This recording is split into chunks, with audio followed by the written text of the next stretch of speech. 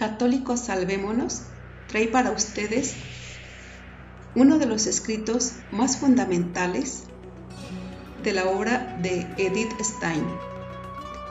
Estos escritos se relacionan con el pensamiento antropológico. La obra se llama Estructura de la persona humana. Este es el audio número 1. El punto que trata es el punto número 1, el inciso A, que se titula el punto 1, la idea del hombre como fundamento de la pedagogía y de la labor educativa. El inciso A corresponde a la teoría y praxis, metafísica, pedagogía y labor educativa. Dice así: en toda actuación del hombre se esconde un logos que la dirige. Es muy difícil reproducir en una lengua moderna el significado que encierra el sustantivo logos, como resulta patente en los esfuerzos de Fausto por encontrar una traducción certera de este término. Con logos nos referimos por un lado a un orden objetivo de los entes, en el que también está incluida la acción humana.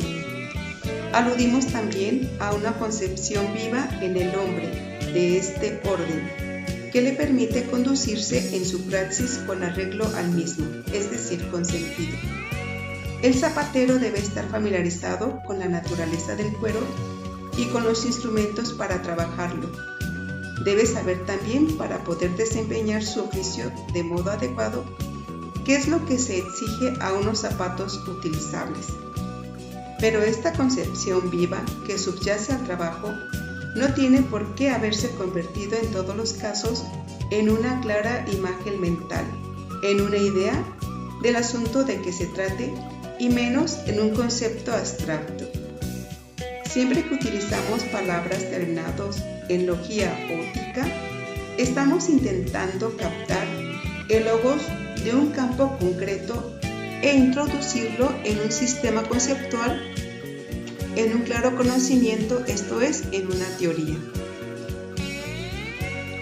Toda labor educativa que trate de formar hombres va acompañada de una determinada concepción del hombre, de cuáles son su posición en el mundo y su misión en la vida, y de qué posibilidades prácticas se ofrecen de tratar y formar al hombre. La teoría de la formación de hombres, que denominamos pedagogía, es parte orgánica de una imagen global del mundo, es decir, de una metafísica. La idea del hombre es la parte de esa imagen global a la que la pedagogía se encuentra vinculada de modo más inmediato. Pero es perfectamente posible que alguien se entregue a una labor educativa sin disponer de una metafísica elaborada sistemáticamente y de una idea del hombre amplia y desarrollada. Ahora bien, alguna concepción del mundo y del hombre ha de subyacer a su actuación, y de ésta se podrá deducir a qué idea responde. Es asimismo posible que las teorías pedagógicas se hallen insertas en contextos metafísicos de los cuales los representantes de esas teorías, y quizá incluso sus autores, no tengan una clara percepción. Puede también suceder que alguien tenga una metafísica y al mismo tiempo construya una teoría pedagógica que corresponde a una metafísica completamente diferente. Y es bien posible que alguien proceda en la práctica educativa de modo poco congruente con su teoría pedagógica y con su metafísica. Esta falta de lógica y de consecuencia tiene también su lado bueno. Constituye una cierta protección contra las repercusiones radicales de teorías erróneas.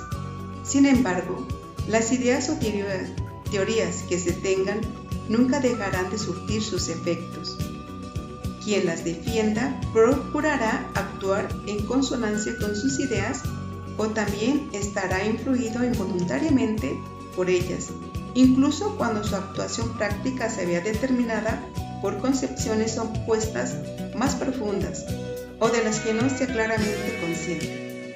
Así pues, para mostrar sintéticamente la importancia que la idea del hombre reviste para la pedagogía y las labores educativas, se podría partir de los principales tipos de teorías y procedimientos pedagógicos pasados y actuales, poniendo de manifiesto los contextos metafísicos a que pertenecen. Sin embargo, para ello necesitaríamos más tiempo del que disponemos. Solamente podremos ofrecer aquí algunas indicaciones que sirvan de estímulo, para la cual me gustaría seguir el camino inverso. Partir de algunas concepciones del hombre relevantes en nuestra época y estudiar sus consecuencias pedagógicas. Imágenes del hombre actuales con repercusiones para la pedagogía.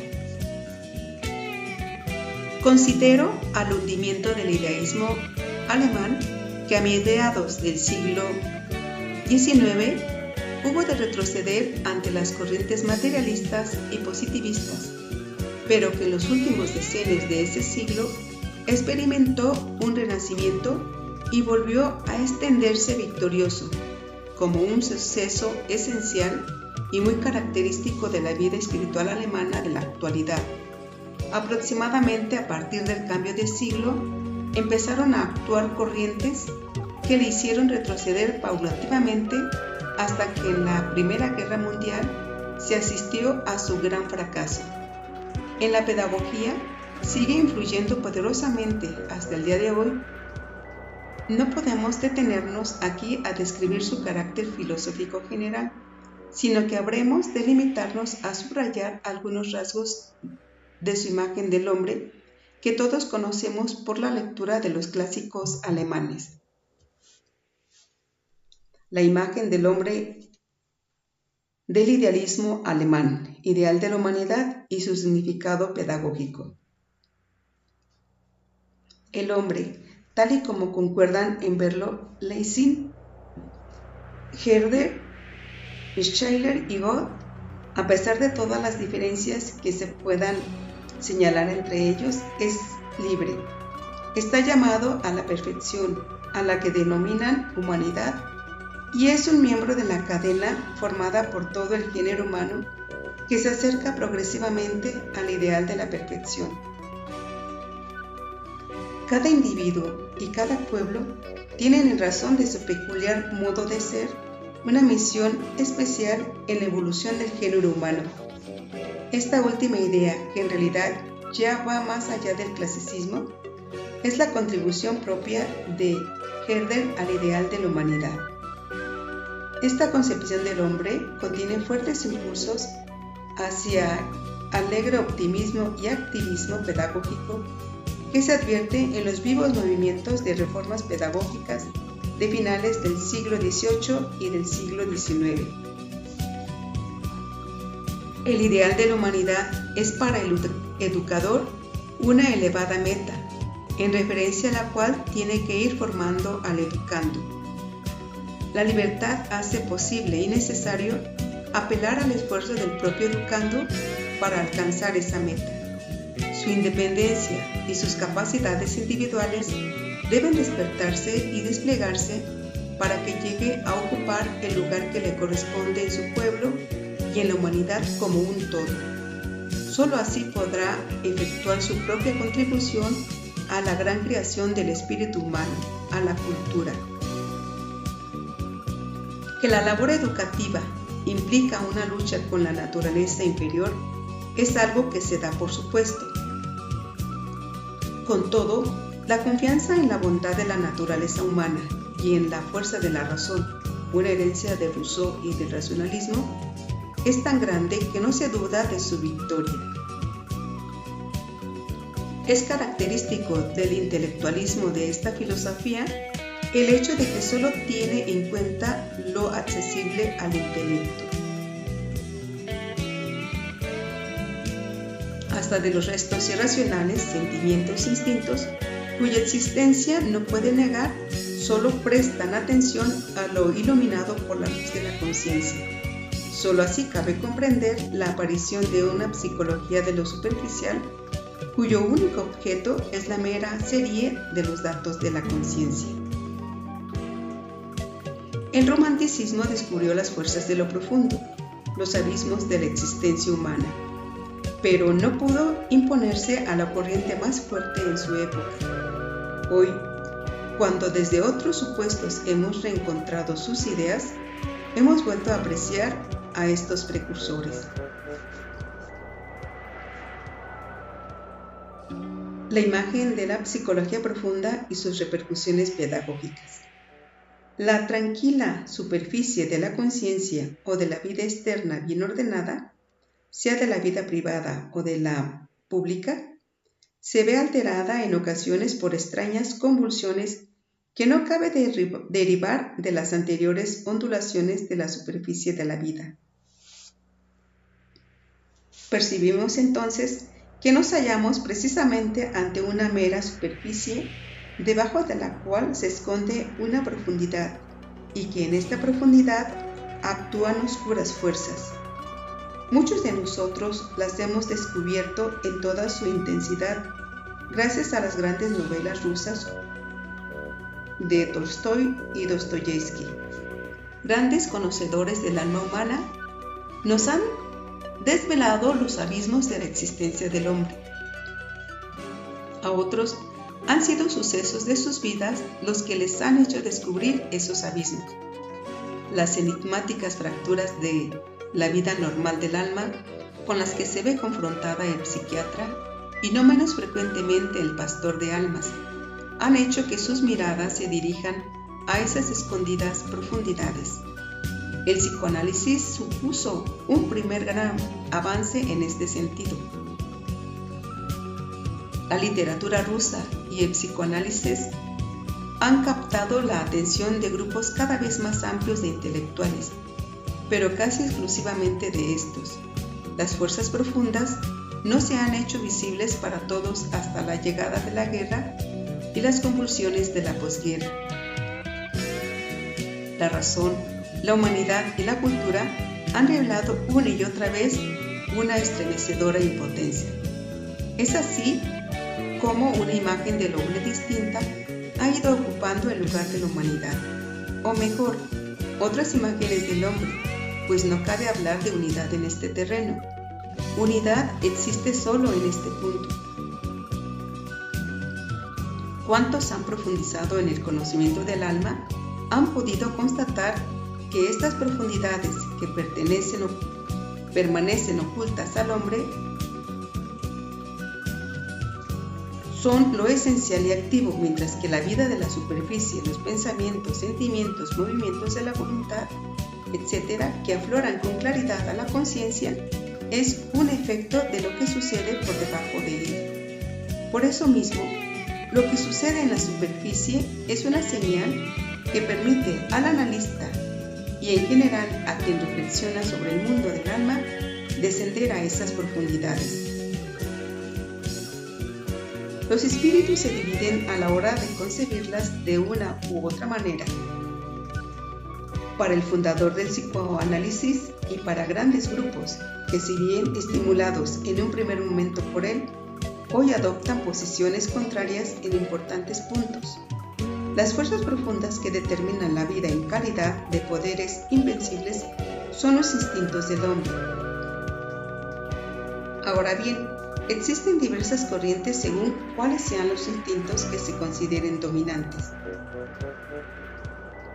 Los psicólogos también discrepan según acepten la unidad del alma en la que se engarzan los instintos, como lo expresa ya en su nombre la psicología individual, o bien conciban la vida del alma en las vivencias superficiales, al igual que en las más profundas, como un caos que ya no resulta posible reducir al denominador común de la unidad de la persona. Comparada con la concepción idealista, en esta nueva imagen del hombre se hace patente el destronamiento del intelecto y de la voluntad libremente dominadora. También se dejan de perseguir metas objetivas, accesibles al conocimiento y alcanzables por la voluntad. Se descomponen asimismo la unidad espiritual de la humanidad y el sentido objetivo de su creación cultural. ¿Sigue teniendo sentido una preocupación pedagógica con esta concepción del hombre? La única meta a la que se sigue tendiendo es el hombre cuyos instintos funcionan con normalidad. Por todo objetivo se persigue la curación o prevención de perturbaciones anímicas y no se emplean otros medios que el análisis de la superficie de la vida, el descubrimiento de instintos potentes y la posibilitación de su satisfacción o de una sana reacción contra los mismos. Podemos observar las consecuencias de esta concepción en los más amplios círculos de padres y educadores, así como en los jóvenes mismos. Estas consecuencias se extienden también a quienes no se apoyan conscientemente en una antropología y en una pedagogía psicoanalítica o emparentadas con el psicoanálisis. Veo una primera repercusión en el hecho de que los instintos reciben una valoración mucho más alta que anteriormente. Los propios jóvenes y muchas veces sus educadores dan por supuesto que esa valoración ha de tener un correlato práctico, y darle un correlato práctico significa casi siempre satisfacer los instintos. Cualquier intento de combatirlos se considera una rebelión contra la naturaleza que carece de sentido y es incluso nociva. Una segunda consecuencia del psicoanálisis es que en padres y educadores la tarea de dirigir y de formar retrocede en favor del esfuerzo por comprender. Ahora bien, cuando se emplea el psicoanálisis como medio de comprensión, y esto sucede hoy en día muchas veces, no solo entre los educadores, sino también entre los jóvenes de cara a sus educadores, existe el gran peligro de seccionar el vínculo vivo entre las almas, que es condición de toda intervención pedagógica e incluso de toda auténtica comprensión. Por eso mismo, la psicología practicada por profanos en la materia representa un peligro, pero no solo pedagógico, sino también para toda la vida social y muy especialmente en la labor pastoral. La existencia humana en la filosofía de Heidegger. Junto a la concepción psicoanalítica del hombre, quisiera situar otra que hoy en día goza de gran vivencia en los más altos círculos intelectuales. Atiende también a la contraposición entre superficie y profundidad, pero su concepción de la profundidad y del acceso a ella son muy diferentes. Estoy pensando en la metafísica de nuestros días, concretamente en su forma más impresionante, que nos sale al encuentro en los escritos de Martin Heidegger. La gran pregunta de la metafísica es la que versa sobre el ser. Esta pregunta nos viene planteada por nuestra propia existencia humana y, según piensa Heidegger, solo puede encontrar respuesta desde la existencia humana misma. El hombre está rodeado en su existencia cotidiana de todo tipo de preocupaciones y anhelos. Vive en el mundo y trata de asegurar su puesto en el mundo. Se mueve en las formas tradicionales de la vida social. Entra en relación con otras personas y habla, piensa y siente como se habla, se piensa y se siente. Pero todo este mundo firmemente establecido en el que se encuentra y al que contribuye toda su atareada actuación, no son sino una gran pantalla que le acalla las preguntas esenciales que están inseparablemente unidas a su existencia, a saber, las preguntas ¿qué soy yo? Y ¿qué es el ser? Y sin embargo, no logra sustraerse permanentemente a esas preguntas.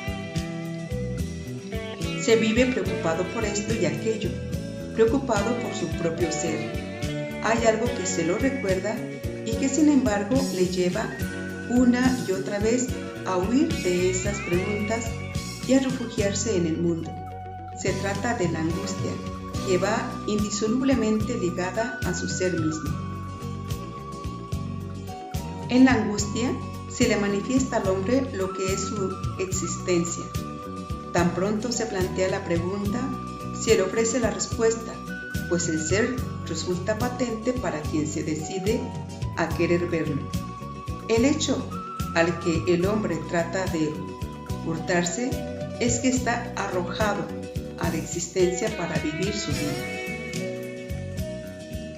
A su existencia pertenecen posibilidades que tienen que aceptar libremente, entre las que se tienen que decidir.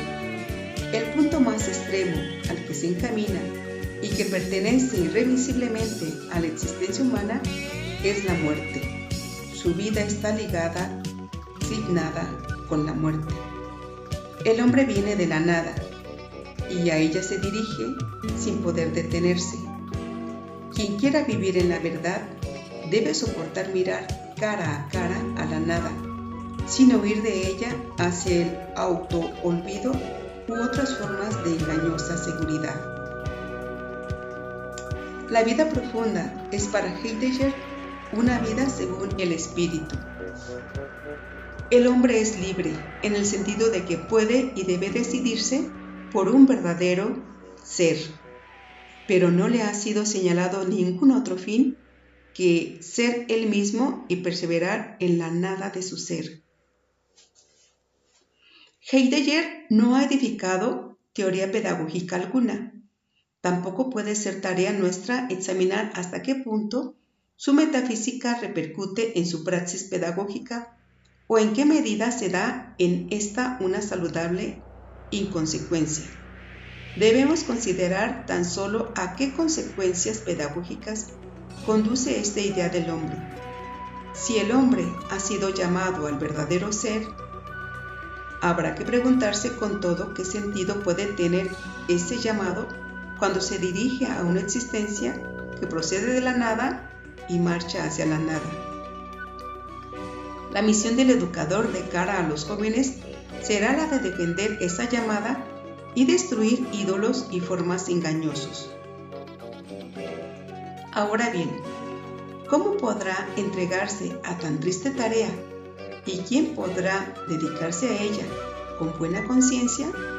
Pues, ¿quién estaría seguro de que la otra persona tendría la capacidad de mirar cara a cara esa existencia y a la nada, y de que no preferiría más bien volver al mundo o incluso huir de la existencia para refugiarse en la nada?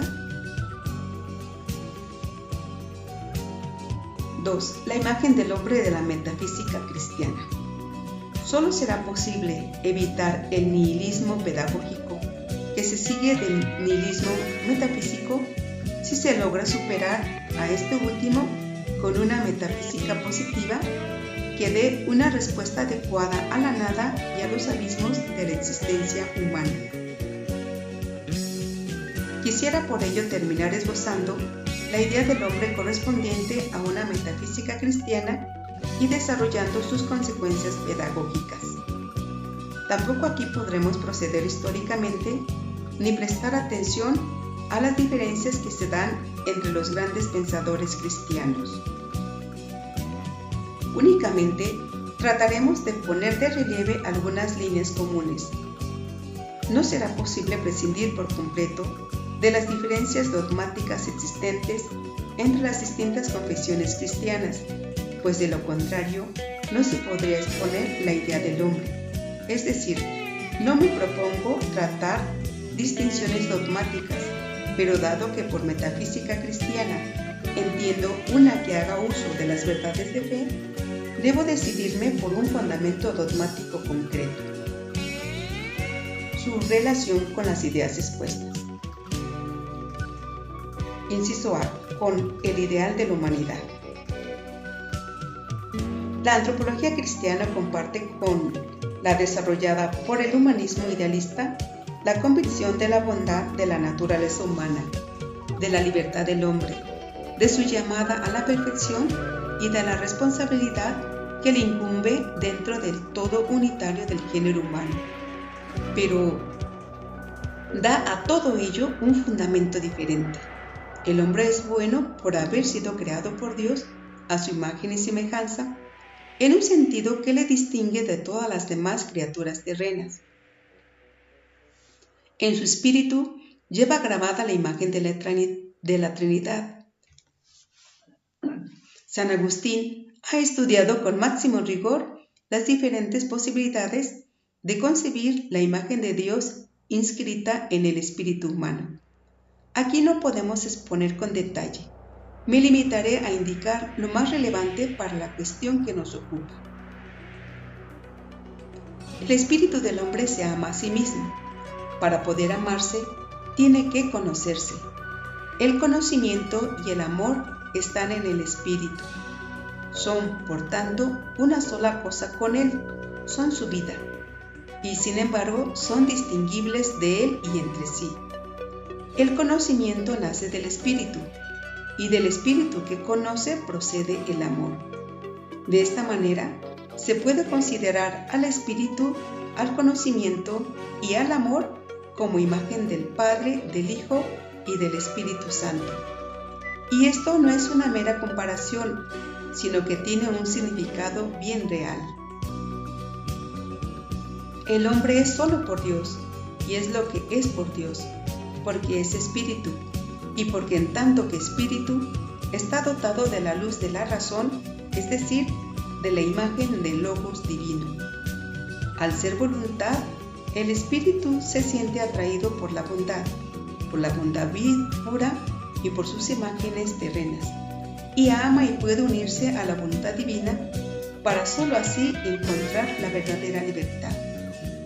Conformar la propia voluntad a la divina, tal es el camino que conduce a la perfección del hombre en la gloria. En este punto se hace patente de nuevo la radical diferencia que separa a la concepción cristiana del hombre de la humanista. El ideal de la perfección es para esta última un objetivo terreno al que tiende la evolución natural de la humanidad. En la concepción cristiana se trata de un objetivo trascendente.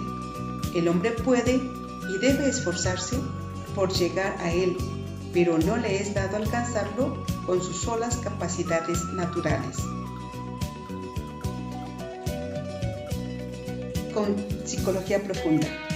Con ello llegamos a lo que la antropología cristiana tiene en común con las concepciones modernas que han reconocido el carácter superficial de la conciencia.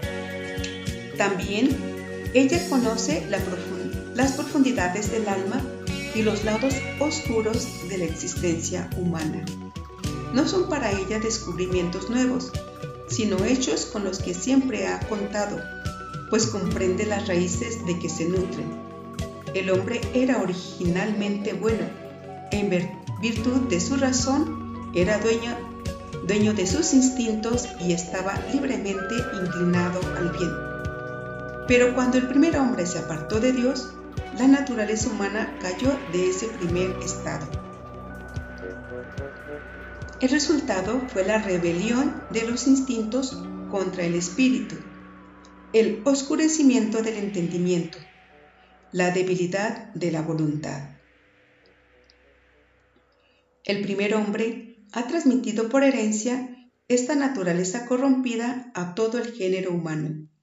Con todo, aunque abandonado a sí mismo, el hombre no queda, sin embargo, totalmente a merced de las fuerzas oscuras.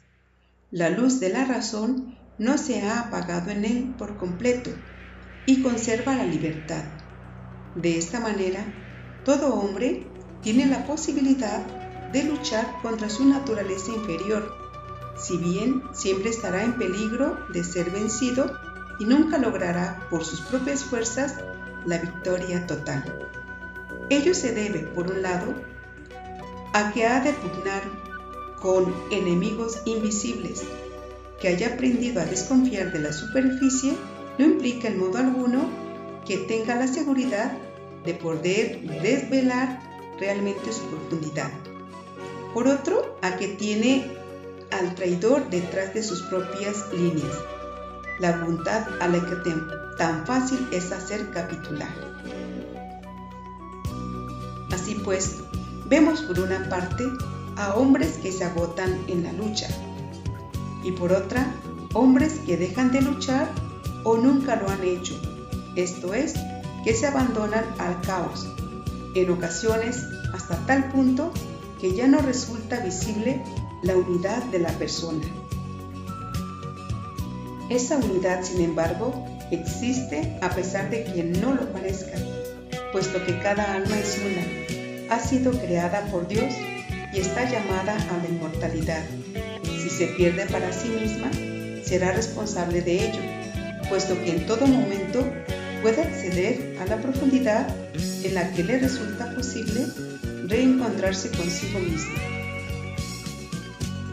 Es indudable que hay hombres buenos y nobles, hombres en los que la inclinación al bien, inscrita en la naturaleza humana, que no se ha perdido totalmente por la caída, parece tener una fuerza especial. Estos hombres alcanzan un alto grado de armonía en un nivel meramente natural. Ahora bien, la fractura pasa también por su naturaleza. No sabemos cuánto notan de ella en lo escondido de su interior, ni cuándo saldrá la luz de manera que se hagan visibles los abismos. El hombre no tiene poder alguno sobre las fuerzas profundas y no puede encontrar por sí solo el camino que conduce a las alturas. Con todo, hay un camino preparado para él. Dios mismo se ha hecho hombre para sanar su naturaleza y devolverle la elevación sobre lo meramente natural que le ha sido asignada desde toda eternidad. El Hijo del Eterno Padre se ha convertido en la nueva cabeza del género humano. Cuantos se unen a Él en la unidad del cuerpo místico, participan de su filiación divina y llevan en sí mismos una fuente de vida divina que salta hasta la vida eterna y al mismo tiempo sana las fragilidades de la naturaleza caída. Asimismo, la luz natural de su entendimiento ha sido fortalecida por la luz de la gracia. Está mejor protegida contra los errores, si bien no asegurada contra ellos. Sobre todo, los ojos del espíritu están abiertos para todo lo que en este mundo nos habla de otro mundo diferente. Por su parte, la voluntad está inclinada al bien eterno, de manera que no es fácil apartarla de él y queda robustecida para luchar contra las fuerzas inferiores. Con todo, durante esta vida, el hombre permanece sometido a la necesidad de luchar. Debe procurar conservar la vida de la gracia y que se le conceda constantemente. La perspectiva del status termini de la vida de la gloria en la que contemplará la verdad eterna y se unirá inseparablemente a ella por el amor, se le presenta solamente como recompensa por haber luchado. Dirigirse a este objetivo sin desviarse de él. Esta debe ser la pauta para toda su vida, de modo que en todos los asuntos y sucesos de su vida terrena busque su relevancia de cara a esa meta eterna y los valores y actúe sobre ellos conforme a ese criterio. Con la filosofía de la educación. De esta manera, al cristiano se le exige una actitud crítica ante el mundo, en el cual se encuentra como hombre que despierta al espíritu y también ante el propio yo. La llamada a atenerse al verdadero ser, que con tanta radicalidad se nos formula desde la metafísica de Heidegger, es una llamada del cristianismo más originario. Es un eco de aquel convertidos con el que el Bautista invitaba a preparar los caminos del Señor.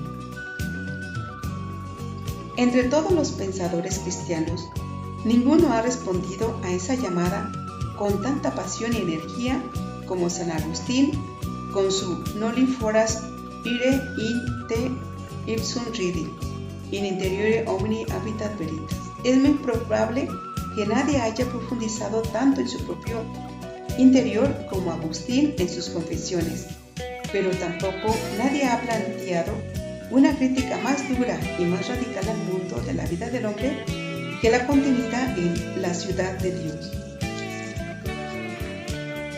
Ahora bien, el resultado es completamente distinto. En el interior del hombre habita la verdad. Esta verdad no es el hecho desnudo de la propia existencia en su finitud.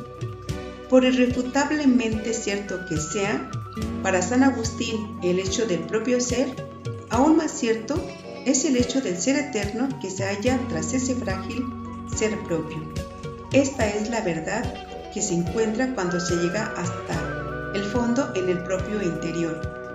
Cuando el alma se conoce a sí misma, reconoce a Dios dentro de ella, y conocer qué es y lo que hay en ella solo le es posible por la luz divina. Tú me conoces y yo querré conocerme como soy conocido.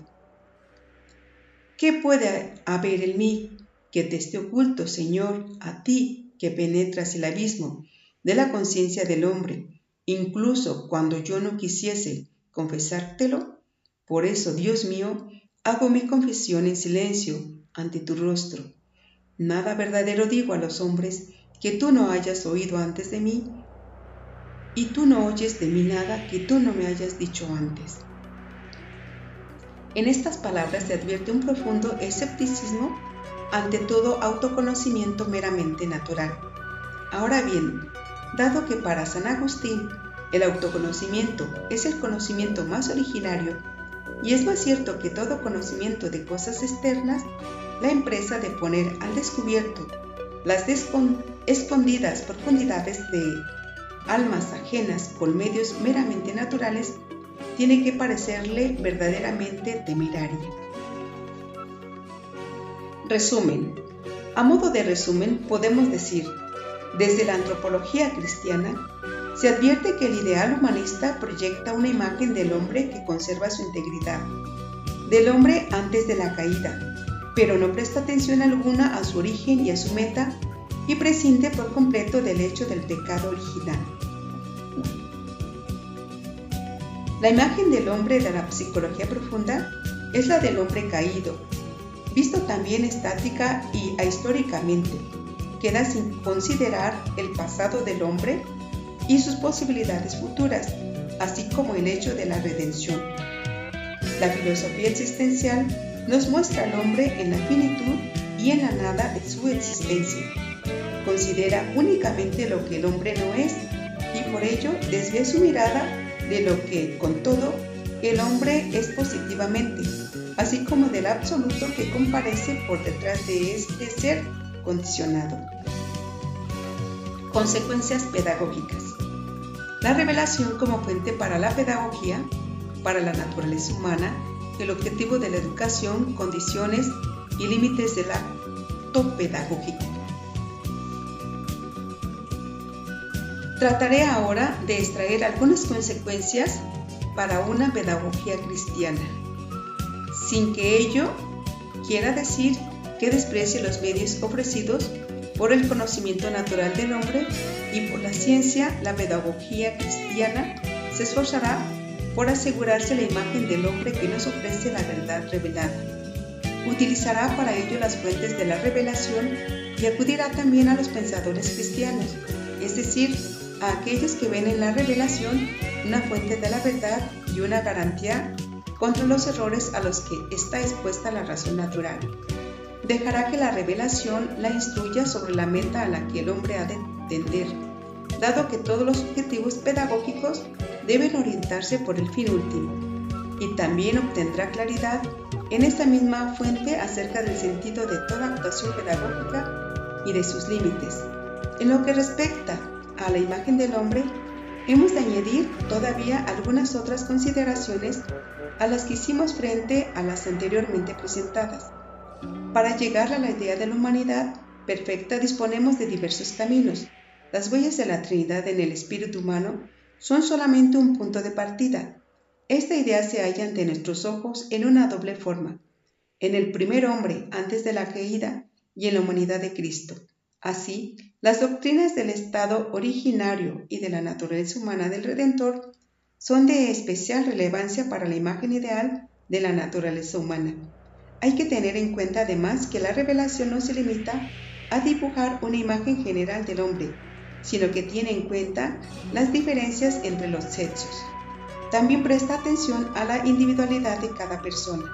De esta manera, además de la meta general común para todos los hombres, establece diferentes fines en correspondencia con las peculiaridades de los sexos y de los individuos. Para una recta comprensión de la labor pedagógica, son de fundamental importancia la doctrina de la unidad del género humano, del paso por la herencia de la naturaleza humana desde nuestros primeros padres a todas las generaciones posteriores, de la intervención de los padres como instrumentos de la actividad creadora divina en la procreación y de la guía divina en la educación. De todo ello, se sigue por un lado el deber de educar, que se ha de extender de los padres a la generación de más edad en cada caso, y por otro la necesidad de ser educado. La naturaleza espiritual del hombre, razón y libertad, exige a sí mismo espiritualidad en el acto pedagógico, es decir, exige una colaboración del educador y del educando que siga los pasos del paulatino despertar de la actividad espiritual. En virtud de esta colaboración, la actividad rectora del educador debe dejar cada vez más espacio a la actividad propia del educando para terminar permitiéndole pasar por completo a la autoactividad y a la autoeducación. Todo educador debe ser bien consciente de que su actividad tiene unos límites. Estos le vienen marcados por la naturaleza del educando, de la que no puede hacer todo lo que se quiera por libertad, que se puede oponer a la educación y hacer vanos sus esfuerzos, y finalmente por las propias insuficiencias del educador, ante todo por la limitación de su conocimiento.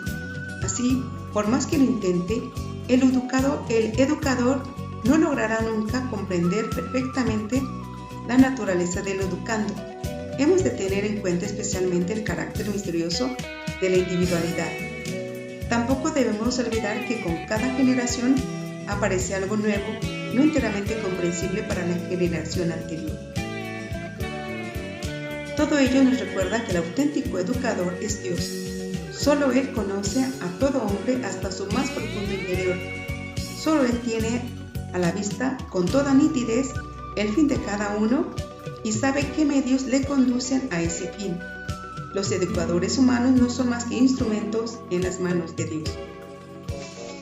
La postura fundamental de la educación cristiana, el respetuoso temor ante la naturaleza existente y su ley de formación, inquebrantable y confiada dedicación mutua como condición de entendimiento, responsabilidad ante Dios y confianza en Dios, guía del niño hacia esa actitud. Es claro qué actitud fundamental se deriva de todo lo anterior para el educador católico. De entrada, una profunda veneración y un santo respeto ante los jóvenes cuya educación se le confía. Han sido creados por Dios y son portadores de una misión divina. Cualquier intervención arbitraria sería una torpe manipulación en los planes de Dios. En la naturaleza humana y en la naturaleza individual de cada joven está inscrita una ley de formación a la que el educador debe atenerse. La ciencia, la psicología, la antropología, la sociología le ayudarán a conocer la naturaleza humana, también la naturaleza juvenil, pero solo podrá acceder a la singularidad de cada individuo mediante un contacto espiritual vivo. En efecto, solo el peculiar acto de comprensión que sabe interpretar el lenguaje del alma en las diferentes formas en que se expresa, mirada, gesto y por palabra, y manera de escribir, actuación práctica y creatividad, le es dado adentrarse hasta las profundidades. La comprensión únicamente será posible cuando el alma se exprese libremente, de modo que el proceso originario de despliegue y configuración que discurre desde dentro hacia afuera no sufra interrupción alguna. En un niño en el que no se hayan puesto trabas a su desarrollo, podemos contemplar este libre fluir de la vida. La mirada, los gestos y las palabras espontáneas de ese niño son el espejo de su alma. todavía no empañado por nada. Pero en nuestros días ni siquiera los niños más pequeños que acuden a la escuela están siempre libres de trabas. Muchos de ellos ya han sido intimidados, de modo que se recluyen en sí mismos y se aíslan del exterior. Ya no pueden o no quieren desplegar su personalidad y expresarse con libertad. La mirada del educador rebota en ellos como si chocase contra una pared. En estos casos, el educador debe comenzar volviendo a abrir lo que encuentra cerrado. No le será fácil. Solo la mirada del amor, de un amor educador santo, bien consciente de su responsabilidad, auténtico, que no pierde de vista al niño, terminará descubriendo una brecha por la que penetrar y al cabo derribar los muros de la fortaleza. Ahora bien, quizás suceda con más frecuencia que el educador mismo sea el culpable de ese ensimismamiento del niño, por haberle tratado de manera inadecuada. Cuando el alma que se abre confiadamente y sin reservas choca con malas interpretaciones e incomprensiones o con una fría indiferencia, se cierra en sí mismo. También se cerrará cuando lo que perciba sea, en lugar de espontánea dedicación, una observación premeditada, un calculado querer penetrar en ella. Lo mismo sucederá cuando presienta injerencias en su intimidad de las que preferiría protegerse. El educador necesita conocer el alma infantil, pero solamente el amor y un respeto lleno de reverencia. Quien no intente abrirse paso violentamente podrán acceder a lo que encuentra cerrado. Conocer al niño quiere decir también comprender los fines a los que se orienta su naturaleza. No se puede llevar a todas las personas por el mismo camino, ni cortarlas por el mismo patrón. Dejar un espacio para la peculiaridad del niño es un medio esencial para descubrir cuáles son sus fines interiores. No por ello es superflua la actividad del educador. Cuando se limita a dejar crecer, no desempeña bien la misión que le es propia. Para que la célula germinal se desarrolle hasta convertirse en el individuo completo y se despliegue hasta adquirir su plena configuración, se deben cuidar y proteger unos brotes, mientras que será preciso ligar y recortar otros. Para la labor educativa, la hiperactividad resulta tan peligrosa como la pasividad. El camino que debe recorrer el educador discurre entre dos abismos y es responsable ante Dios de no desviarse a la derecha ni a la izquierda. Solo podrá avanzar tanteando cuidadosamente. El pensamiento que debe darle fuerza para acometer tan peligrosa tarea es precisamente el mismo que hace la tarea de ser tan peligrosa, que se le llama a cooperar en una obra de Dios. Al educador se le exige que haga lo que esté en su mano. Una vez que lo haya hecho, puede confiar en que su insuficiencia no echará a perder nada y que lo que él no logre hacer se cumplirá de otra manera. Cuando el educador esté plenamente convencido de que la educación es al cabo cosa de Dios, terminará por procurar que en el niño se despierte esta misma fe. Solo así podrá alcanzar el objetivo último de toda labor educativa: pasar de la educación a la autoeducación. La fe en que su personalidad ha sido trazada por la mano de Dios y en que le ha sido confiada una misión divina, ha de suscitar también en el joven, aquella conjunción de responsabilidad y confianza que es la actitud correcta del educador. Responsabilidad, formarse para llegar a ser lo que debe ser. Confianza en que no se enfrenta él solo a esta tarea, sino que le es lícito esperar que la gracia lleve a término lo que exceda sus fuerzas. Cuando en ambos, educador y educando, esta fe se aviva y solo entonces estará dado el fundamento objetivo para una correcta relación entre ellos dos. Aquella confianza pura y gozosa, superior a cualquier inclinación humana, en que los dos trabajan al unísono en una obra que no es asunto personal de uno u otro de ellos, sino de Dios mismo. Relación objetiva entre la condición humana y la educación. Desde aquí, nos es posible comprender también la relación objetiva que existe entre la condición humana y la educación. Esto es el fundamento ontológico que nos permite poner en relación la idea del hombre con la teoría y la praxis pedagógica. La humanidad es un gran todo, procede de una misma raíz, se dirige a un mismo fin, está implicada en un mismo destino. Los ángeles no forman una unidad como esta.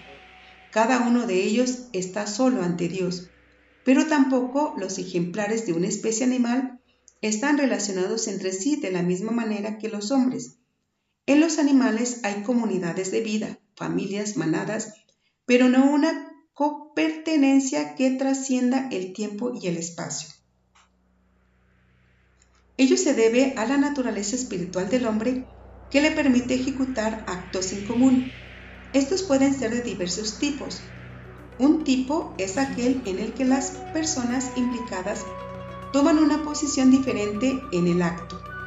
Tal es el acto pedagógico, que es esencialmente acto del educador y del educando y exige de cada uno de ellos una participación diferente. La naturaleza espiritual permite también la común posesión de bienes espirituales objetivos, así como que una persona facilite a otras el acceso a los mismos.